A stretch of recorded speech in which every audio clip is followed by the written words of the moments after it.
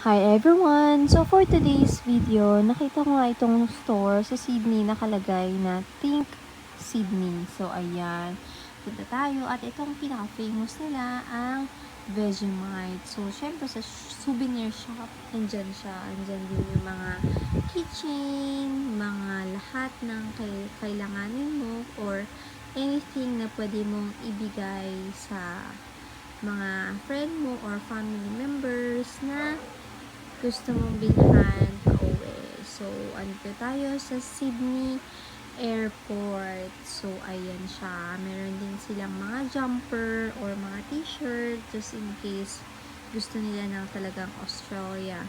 And syempre, na-promote nila ang mga indigenous na mga items which is very welcome sa Australia at very appreciative sila sa mga ganitong bagay, which is very good kasi wala talagang judgment dito sa Australia. So, ayun po, and of course, hindi mawawala ang mga t-shirts. So, ayun. Thank you all for watching. God bless!